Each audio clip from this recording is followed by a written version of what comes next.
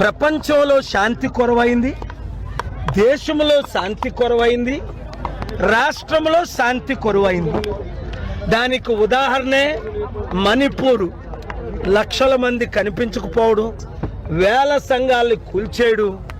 అలాగే ఇప్పుడు ప్రవీణ్ పగడాల మార్చి 24న ఘోరంగా దారుణంగా గంటల పాటు ఆయన్ని చంపేసి ఆ డెడ్ బాడీని అక్కడ పడేసి దాని మీద బుల్లెట్ యాక్సిడెంట్ అయినట్టు చిత్రీకరించారని పోస్ట్ మార్టం రిపోర్టర్స్, అలాగే డాక్టర్స్, అలాగే నాకైతే నర్సులు స్టాఫ్ చెప్పారు ఇది హత్య అండి.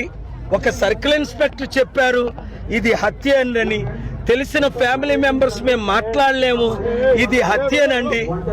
ఆయన ఎవరితో 45 నిమిషాలు మాట్లాడారో చనిపోక ముందు ఆయన చెప్పారు ఇలాగ రుజువులతో నేను చూడలేదు, ఇది హత్య యాక్సిడెంటా. కానీ నా ఇన్వెస్టిగేషన్లో అందరితో మాట్లాడితే కొన్ని వందల మందితో ఇది కేవలం హత్య.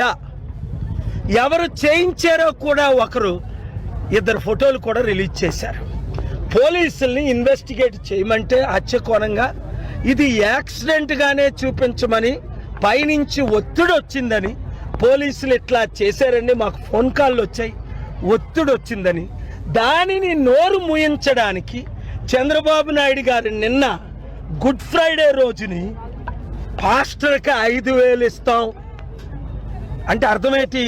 పాస్టర్లారా మీరు నోరు మూసుకోండి. 8,000 మంది పాస్టర్లకు 5,000 ఇస్తే 80,000 మంది పాస్టర్ల సంగతి ఏంటి? అది కూడా ఇప్పుడివ్వడం ఏంటి? ప్రవీణ హత్య తర్వాత హైందవులు వేల మంది ప్రీస్టులు ఉన్నారు, వారికి ఇవ్వకపోవడం ఏంటి? మహమ్మదీయులకు మొలనాస్ ఉన్నారు, వారికి ఇవ్వకపోవడం ఏంటి? ట్యాక్స్ పేర్లు డబ్బు దుర్వినియోగం చేస్తూ వేలు లక్షల కోట్లు ఈ రాజకీయ నాయకులు సంపాదించుకుంటూ దేశాన్ని రాష్ట్రాన్ని ఇప్పుడున్న ప్రధాన పార్టీలు 7 సర్వనాశనం చేయబట్టే ప్రజాశాంతి పార్టీ పెట్టాము.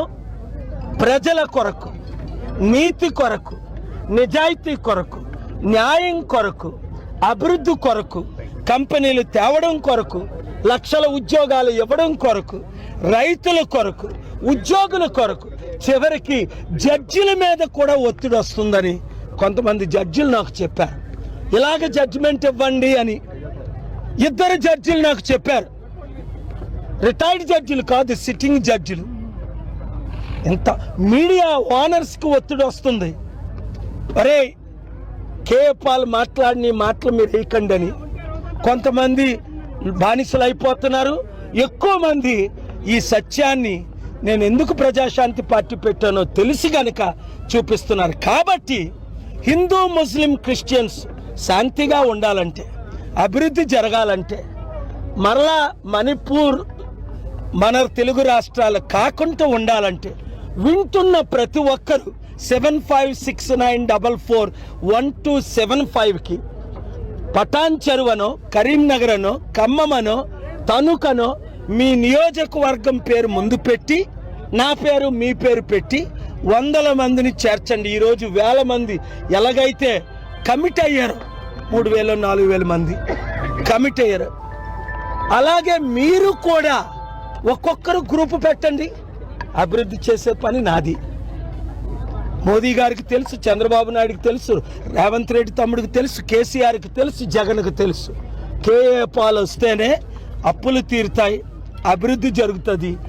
చక్కగా ఇండియా చైనా కంటే, అమెరికా కంటే ముందు అడుగు ఉంటుంది. ఇప్పుడు అడుక్కునే పరిస్థితి, అడుక్కున్నా డబ్బులు ఎవరు ఇవ్వట్లేదు.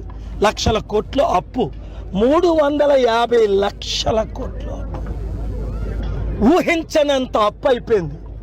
అందుకనే ఇప్పుడు హిందూ క్రిస్టియన్ లేదా హిందూ ముస్లిం మధ్య ఇది పెద్ద అజెండాతో గొడవలు జరుగుతున్నాయి. ఇంకా రాబోయే రోజుల్లో ఎక్కువ గొడవలు జరుగుతాయి. గొడవలు జరగకూడదు, శాంతి మన దేశంలో ఉండాలి. హిందూ, ముస్లిం, క్రిస్టియన్స్, నేను పుట్టిందే హిందువుని, యేసు ప్రభు రక్షకుడని నమ్ముకున్నా. కులం మార్చుకోలేదు, మతం మార్చుకోలేదు.